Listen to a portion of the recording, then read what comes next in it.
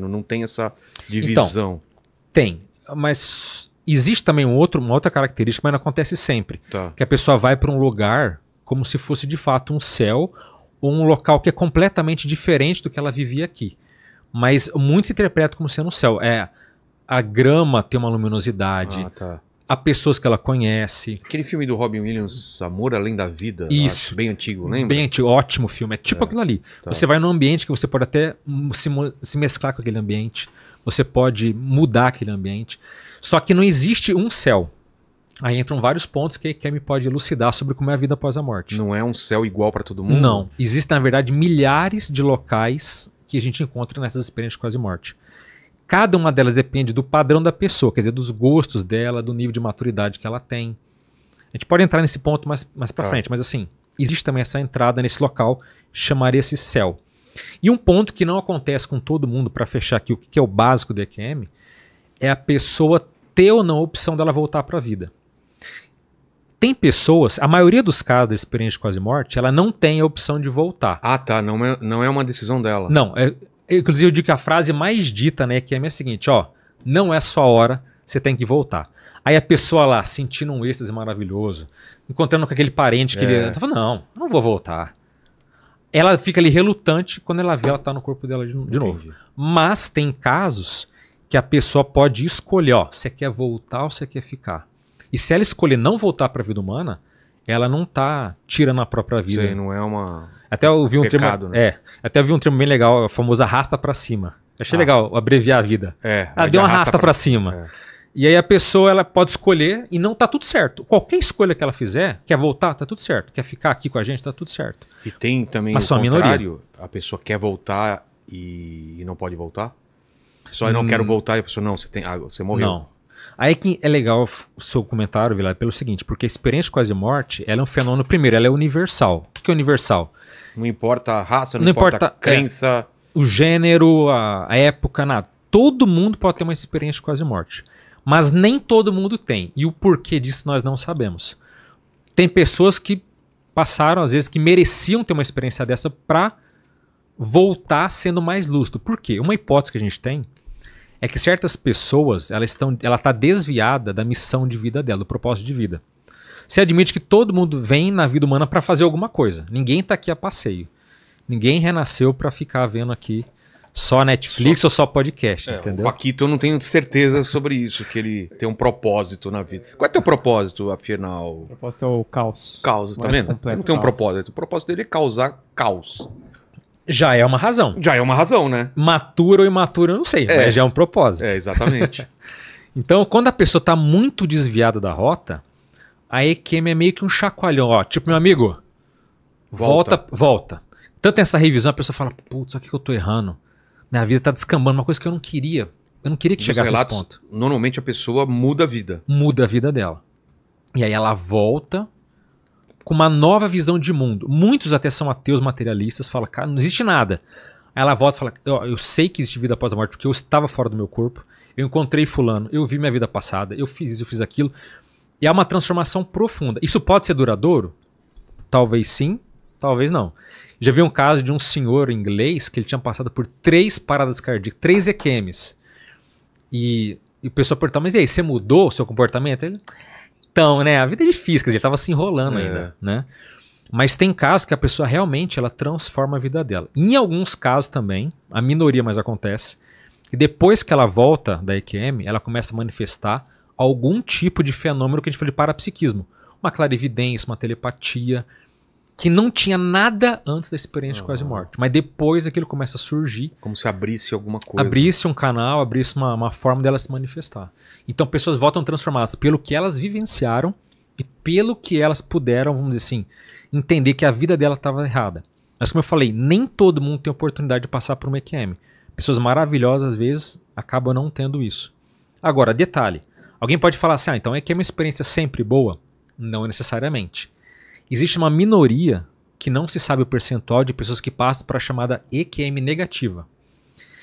Que existem 2 tipos de EQM negativa. Primeira delas, a pessoa se vê numa espécie de dimensão do nada.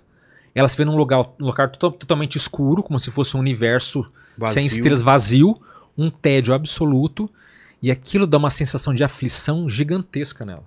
Então ela fala, morrer é isso? Quer dizer, eu tô Nossa, pensando... É um vazio total. Tem um vazio, não tem ninguém comigo, o que eu faço agora? E aquilo às vezes é muito... Assustador. É muito forte pra ela, porque ela sente que tem alguma coisa faltando. E até certo ponto tem uma mensagem pra ela mudar alguma coisa na própria vida. E um outro tipo de EQM negativa é que a pessoa tem um processo quase que de perseguição. Ela sente que, em vez de vir um ser de luz emanando acolhimento e gratidão, chega uma pessoa mal intencionada, xingando ela, perseguindo, falando coisa... Então, uma experiência assim que a pessoa volta aterrorizada. É um hater. Um hater atrás dele. Chamado hater extrafísico, de outra dimensão. Nossa. E... Então tem também gente que fala sobre essa experiência. Porque normalmente o pessoal relata a experiência boa, né? Então, mas a experiência boa já é um problema a ser relatado. Por quê? A família acha que você tá louco. Ah, sim. Há um tabu das pessoas falarem abertamente. Então, se a experiência é positiva, as pessoas já ficam temerosas de falar assim, imagina alguém que passou por uma experiência dessa.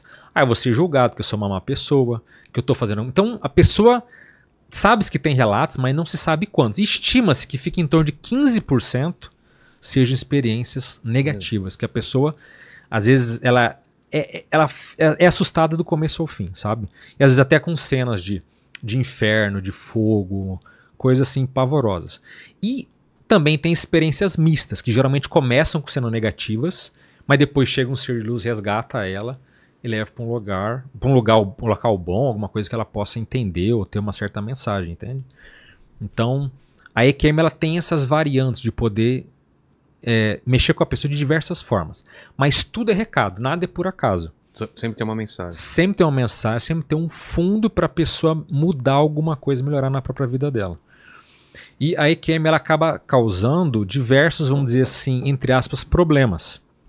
Porque, vamos pensar o seguinte, digamos que a pessoa viva numa situação de muita miséria cotidiana. De grana, você tá falando, pobreza. De grana, de tudo ela, vive uma situação miserável.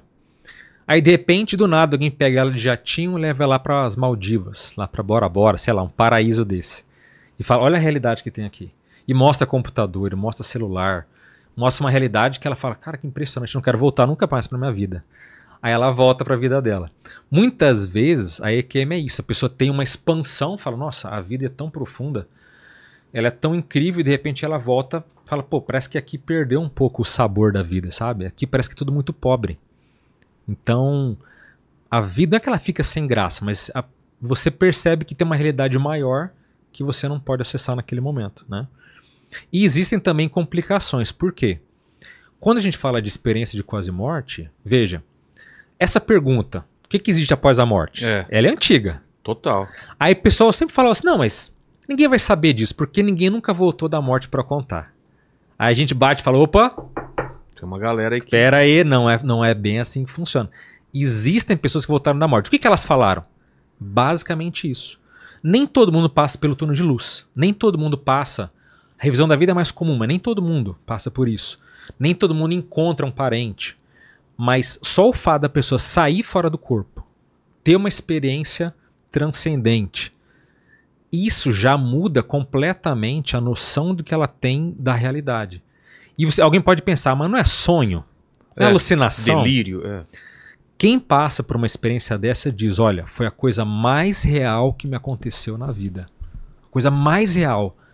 A realidade aqui parece que ela é mais pobre do que como eu estava lá. É completamente diferente, não tem nada a ver uma coisa com a outra. Sensorialmente deve ser uma coisa completa, né? Completa. E já vieram aqui neurocientistas e tal, e falaram que os caras fazem uma experiência para ver qual parte do cérebro acende, né? Uhum. E a parte da memória acende da memória. Um pouco antes da morte, né? Que louco isso. Pois é. Agora, o duro é que essas experiências mostram que o cérebro ele é um apêndice. Quer dizer, ele faz parte dentro de um sistema mais complexo. Que vira a consciência. É. Que é a nossa consciência. Nossa consciência, o nosso meu ego, eu, a alma, o self, exato. enfim. É Agora, só uma pecinha. Veja bem, o cérebro é quem pensa? A gente já teve essa discussão várias vezes. Não é, né? Então... Ele processa, ele processa informação, o que... Porque, veja bem, quando você tem uma experiência fora do corpo, eu falo, peraí, mas o meu cérebro tá ali na minha frente agora. É. Eu tô aqui pensando. Você não tem o cérebro em você. Por exemplo, eu já tive experiência de eu ver o meu corpo deitado na cama. Tá. Eu tô vendo meu corpo deitado ali. Quem é que pensa? O meu cérebro que tá ali na minha frente ou sou eu que tô aqui? Ou é uma coisa fora dos dois? Então, a consciência ela transcende o corpo físico. Por mais que o cérebro ative na hora da morte, e que ainda é um mistério dentro da própria área médica, a consciência ela transcende tudo isso. Ela tá além. Por isso que estudar o cérebro é importante, mas não vai responder as questões que essas experiências trazem. Por exemplo, tem um famoso neurocirurgião de Harvard chamado Eben Alexander. Ele rodou até o Brasil uns anos atrás, que ele é tipo um cara assim internacional top, de cérebro top. O cara entende como ninguém. E aí ele teve uma bactéria muito agressiva, que ele teve uma experiência de quase morte muito profunda. Mas muito profunda. E ele voltou dizendo, olha, não é cérebro, não é físico, isso transcende. A vida após a morte é um fato. Inclusive, depois que ele volta, ele narra episódios de alucinação que ele teve. E ele, enquanto médico, ele diz bem claramente, uma coisa é a experiência que transcende o físico. Outra coisa é a alucinação, é a memória falha,